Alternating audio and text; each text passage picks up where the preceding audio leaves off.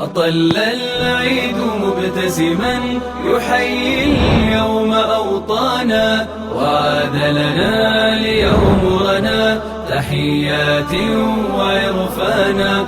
ألا حييت من عيد أتانا بعدما بانا، أتانا وهو مبتهج يزف الأنس ألوانا. أطل العيد مبتسما.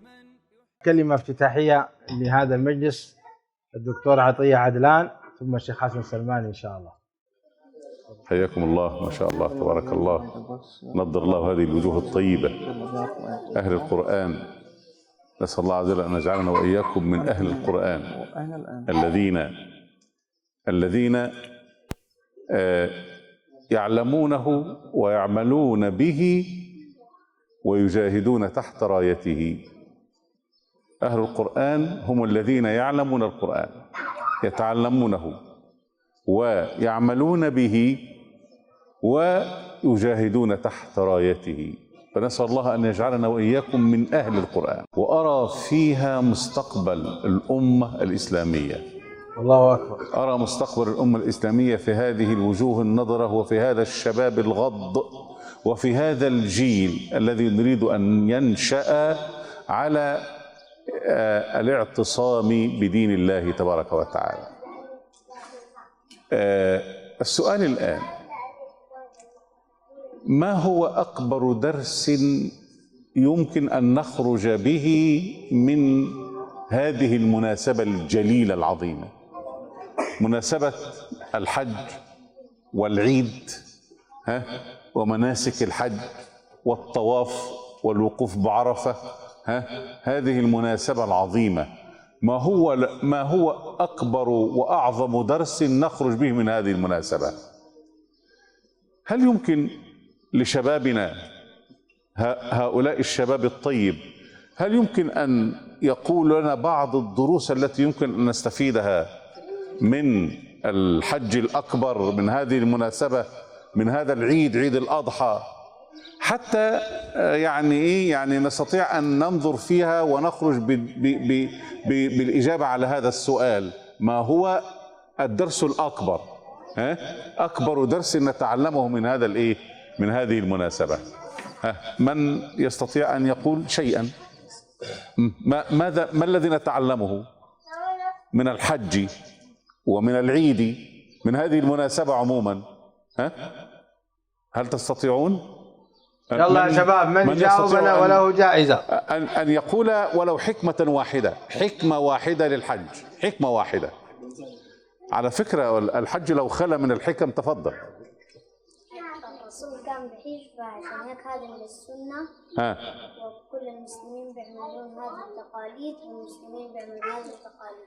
جميل جميل. الله، هذه جائزة من فضيلة الشيخ برهان عشان خاطر الجرأة بتاعتك والجواب بتاعك الجميل. الله يفتح. على فكرة جوابه صحيح جدا. ليه؟ هو بيقول ايه الشاب الصغير اللي على الفطرة الحلو ده؟ بيقول ايه؟ بيقول ان النبي عليه الصلاة والسلام عمل هذه التقاليد واحنا بنقلدوه ونعمله زيه. هو ايه الدرس بالتحديد في كده؟ هو درس الامتثال. يا سلام. عارفين يعني ايه الامتثال؟ يعني ربنا سبحانه وتعالى قال لي طوف بالبيت ده 7 مرات، ابتداء من الحجر الاسود وانتهاء به، بنعمل زي ما قال لي. ربنا قال لي، امرني في شرعه، امرني الله ان اسعى بين الصفا والمروه، ابدا بالصفا وانتهي بالمروه 7 أشواط، فالتزمت بذلك برغم أنني يمكن أن لا أعرف ما هي الحكمة من ذلك.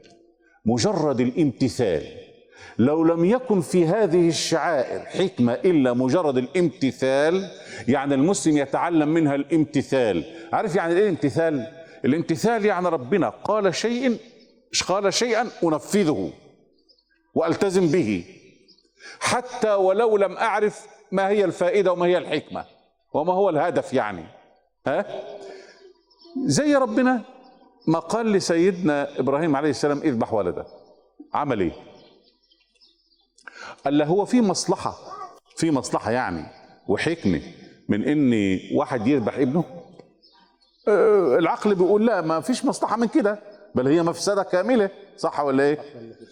وفي مصلحة من ان الواحد منا يسلم رقبته للذبح كده وابوه يذبحه وخلاص طلع امرك كده؟ ظاهر العقل وبادر الرأي يقول لا، لكن في النهاية هو درس الايه؟ الامتثال. اذا عندما يأمر الله العبد ايه؟ يمتثل. ما يقولش لا هو انت قصدك من كده ايه، او ايه الفايده؟ لا، ده انت عبد، احنا عباد، واخد بالك؟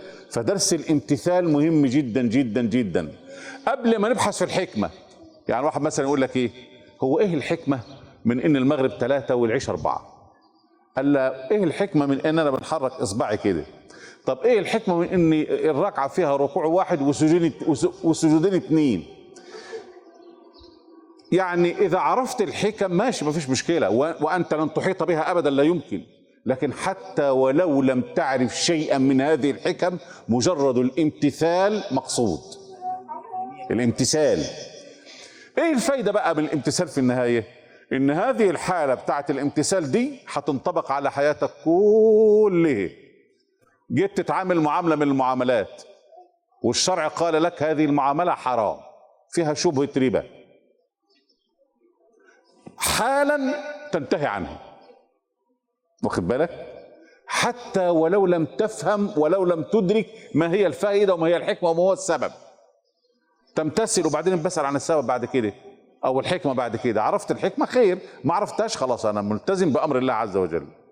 وقت ما تتجلى لي الحكمه خلاص والله نعمه من ربنا. طب اذا لم تتجلى الحكمه خلاص انا ممتثل لامر الله عز وجل. تمام؟ اذا في درس اسمه درس الامتثال، وعشان درس الامتثال ده يتحقق بتمامه وكماله يا جماعه، بنجد ان احنا ايه؟ بنقف بعرفه. عارف يعني ايه معنى الوقوف بعرفه؟ يعني احنا كحجيج، والحجيج دول ارتاح يا سيدنا ارتاح، ما في مشكله ان شاء الله. الحجيج دول يا احبابي هم عباره عن ايه؟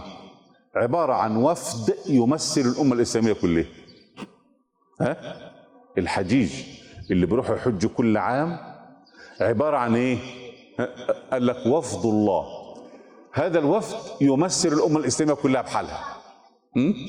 فلما الحجيج دول يقفوا على جبل عرفات، هو الوقوف بجبل عرفات عباره عن ايه بالظبط؟ عباره عن ايه؟ ايه الشيء الاساسي فيه؟ على فكره انت لو رحت جبل عرفات وتواجدت بالنيه في الموضع ده هو وفي المده ديت في الزمان ده وفي الموضع ده وبالنيه، ولا ذكرت ولا كبرت ولا هللت ولا عملت اي حاجه، صحيح، وهو ركن الحج الاكبر كمان. يعني خد بالك، يعني الذكر والدعاء والتهليل والتكبير والتلبيه كل ده كله بحاله خير كبير، بس ايه؟ مش هو الاصل. الاصل انك تروح في الحته دي وتنك فيها ما تطلعش منها الا في الوقت الفلاني. ده اسمه ايه؟ قولوا انتوا بقى. قولوا انتم اسمه ايه؟ الامتثال. من تمام الامتثال ان تقف حيث اوقفك الله. بس هي دي بتسحبها بقى انت في ايه؟ في حياتك كلها بحالها. انت واقف هنا ليه يوم عرفه؟ ليه لماذا وقفت على هذا الجبل يوم عرفه في هذا الوقت؟ ليه؟ لماذا؟ لان الله اوقفني هنا. انت ما ينفعش تنزل من على الجبل ده لحد الوادي اللي منحدر تحت ده او هنا او هنا، لا ما ينفعش يا عم. ليه؟ ما كلها جبال. لا بس هو ربنا وقفني هنا. فاهم المعنى؟ ربنا قال لي خليك هنا، ربنا قال لي انحط في الحته دي ما تتنقلش منها في المده الفلانيه. فوقفت حيث اوقفني الله. عارف المعنى ده في الامتثال؟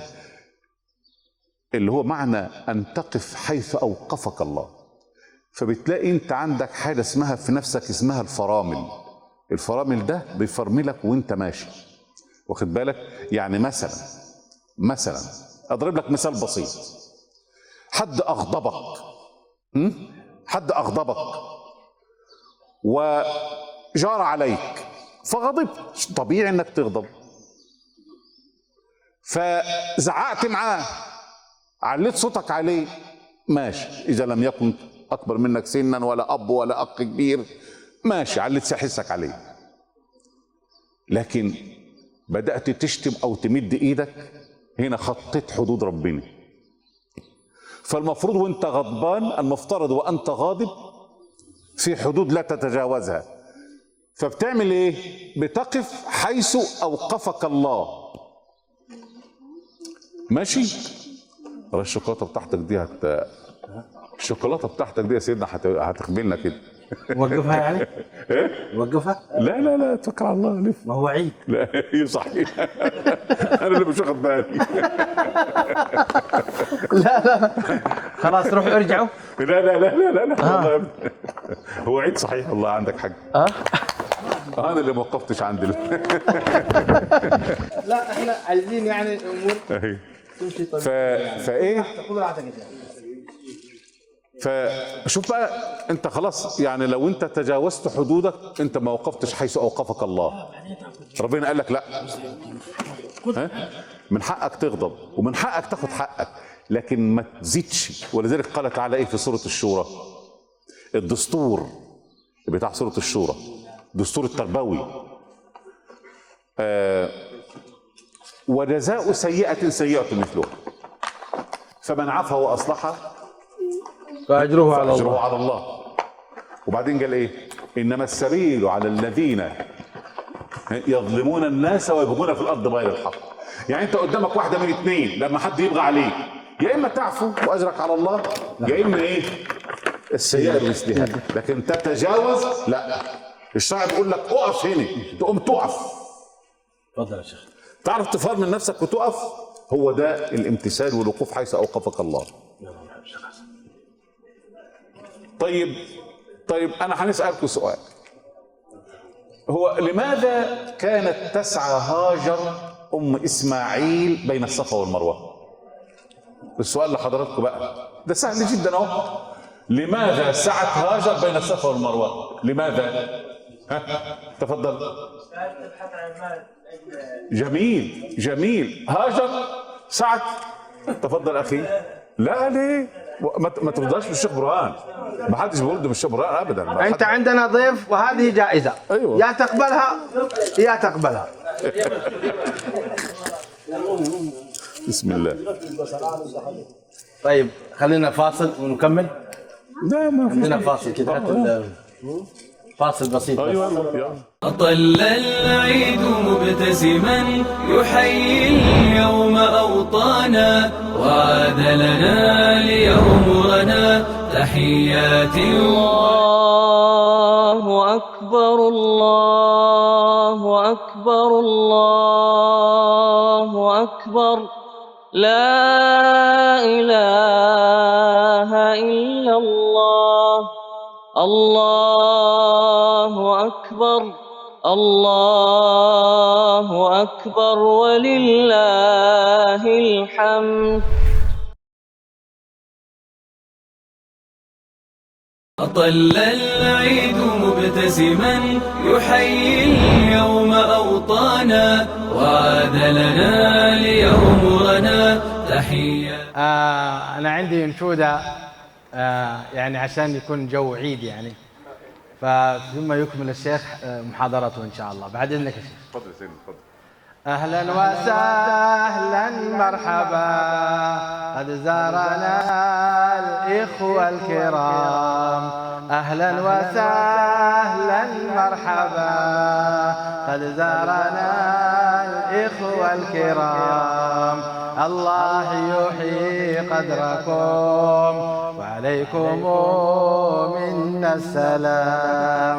الله يحيي قدركم وعليكم منا السلام. مع بعض.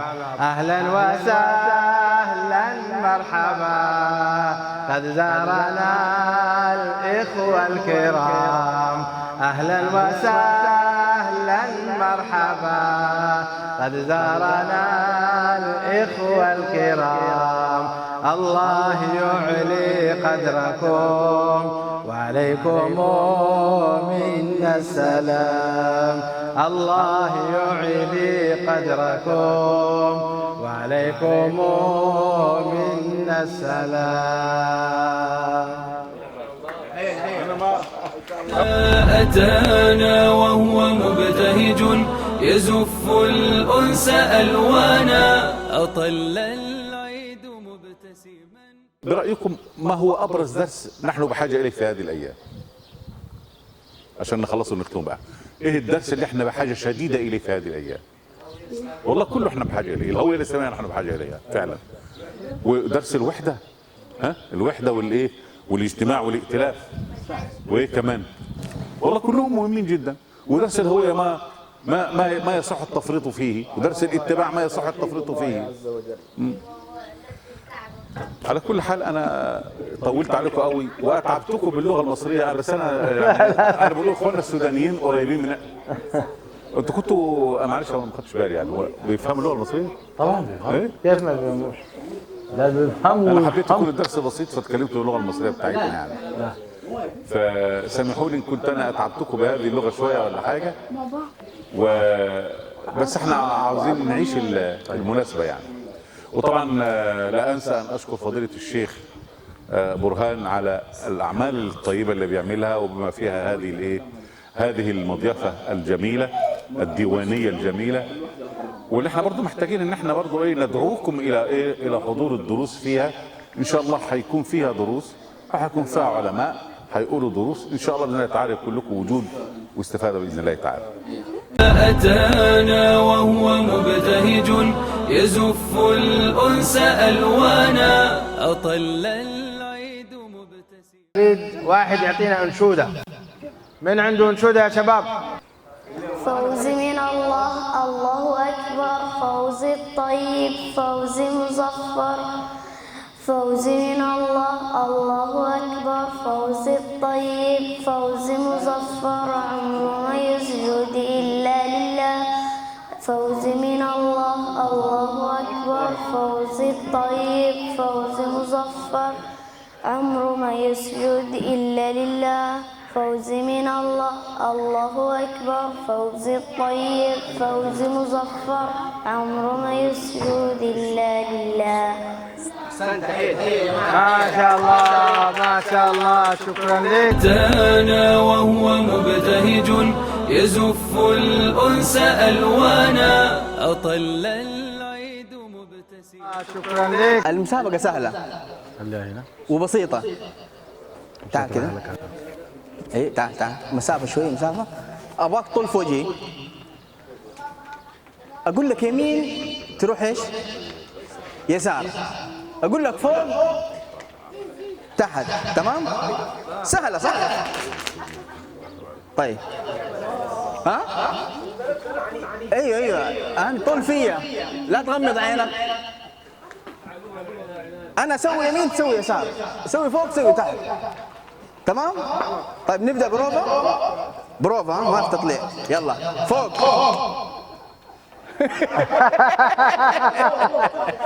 خلاص انا اقول فوق انت تنزل تحت عكس. تمام؟ طول في وجهي لا طول تحت، طول في وجهي. طيب فوق. الان هذه اخر بروفا، الان حنطلع اخر اثنين هم حيفوزوا معانا. يلا اعطيهم كمان بروفا. لا بروفا ثالثة. يلا عشان الشيخ برهان. يزف الأنس ألوانا أطل العيد مبتسما. يلا عشان الشيخ برهان. سؤال عندي؟ اي سؤال بسيط كذا. بسيط ها؟ اي انا قويت عليه. تعرفوا صلاة الجنازة؟ تعرفوها؟ صلاة الجنازة. طيب ركزوا معي. شخص في صلاة الجنازة أصابته شوكة في جبهته، ماذا يفعل؟ خلاص اللي جاوب اكس.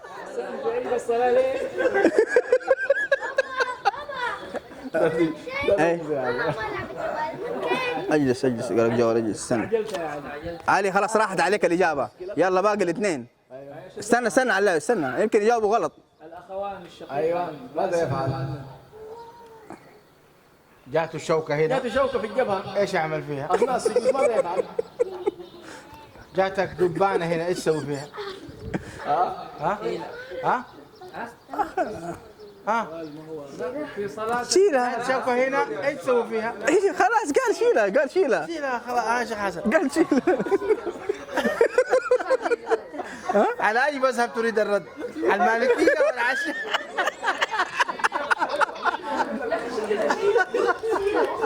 ايه قال شيلها شيخ حسن. ها؟ شيخ حسن ايش غلطان؟ لا انك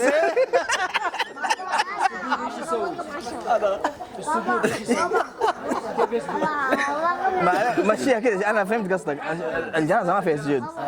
انا فهمت قصدك، مشيها كذا خلاص، يشيلها خلاص.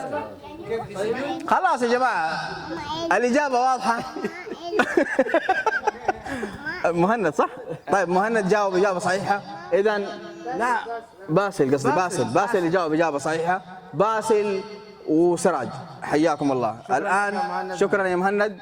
الان حتختاروا من 1 إلى 16 ما غير 7 و13. يلا اول سراج 9. 9. بسم الله الرحمن الرحيم. بسم الله. 100 ليرة. ما شاء الله. تحيه تحية على الكاميرا. شوف كذا 100 ليرة. ما شاء الله استاذ سراج، شكرا. طيب يلا يا باسل. يلا يا باسل. اسمع. كم؟ 14. 5 ليرات. مع الاسف الشديد، تعال هنا شوف على الكاميرا. فاز ب5 ليرات، حظ اوفر. الله يجعلها 500,000 ليره ان شاء الله المره الجايه باليمين. يلا طيب أتانا وهو مبتهج يزف الأنس ألوانا أطل العيد مبتسما. أتانا وهو مبتهج يزف الأنس ألوانا أطل العيد مبتسما. أتانا وهو مبتهج يزف الأنس ألوانا أطل العيد مبتسما. أتانا وهو مبتهج يزف الأنس ألوانا أطل العيد مبتسما.